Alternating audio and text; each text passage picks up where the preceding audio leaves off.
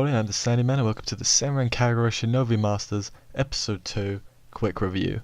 So, this episode looked a lot better graphically. I don't know if it's just my eyes, but it looked better. So that's a good thing to know.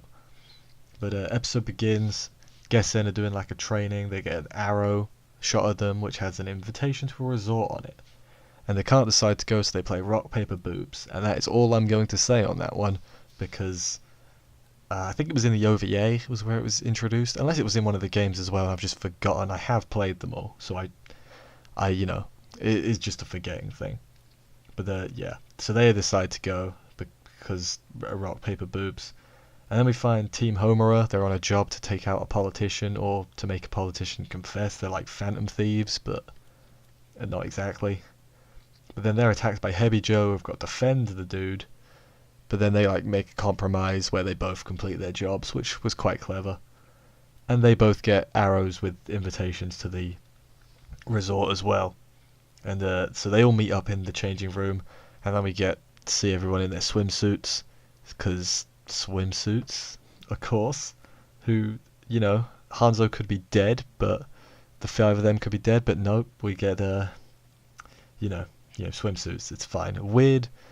Weird tonal shift. I'm not against the fan service at all. I'm just thinking it came at a weird time. But that is fine. But yeah, they all worry because obviously the Hanzo girls haven't shown up, and they always end up doing the same things together, so they're a bit worried, all of them. By all of them I basically mean just Yumi. But then they have an invisible clothes water fight. Because why not? I hope you were watching uncensored for this, because if it was censored, it was probably, there was nothing there. It was probably a lot of white lights.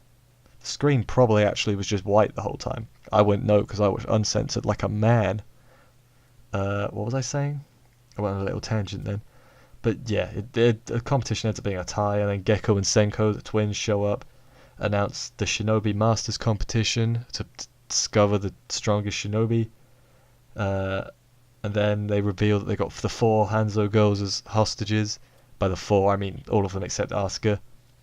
Then Yumi meets Asuka afterwards, and Asuka is all sad and depressing. Reminds me of that scene in the Neptunia anime where Neptune went all depressing. It's literally just that, and I don't like it. I don't like it because she's just like given up on everything she believed in because she lost a fight.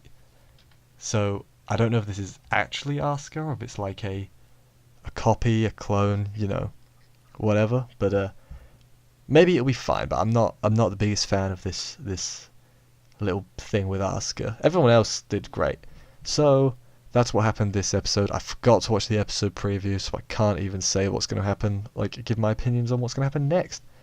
But yeah, this is It's gone better. This episode was better than the first one, which is surprising considering a large amount of it was dedicated to the water fight stuff, which went on for a bit too long. I will say it, like the competition bit with the invisible clothes, that went on for a little too long. Although seeing Ryobi and Mirai do some sharpshooting was pretty cool, and it made sense. So with that being said, who's your best girl? Like, leave a comment. I like Ryobi. I don't know. She's probably my favourite. Who's your favourite? Let me know in the comments, and I'll see you next week for episode 3. Find out what the hell was going on with Asuka, and I'll see you then.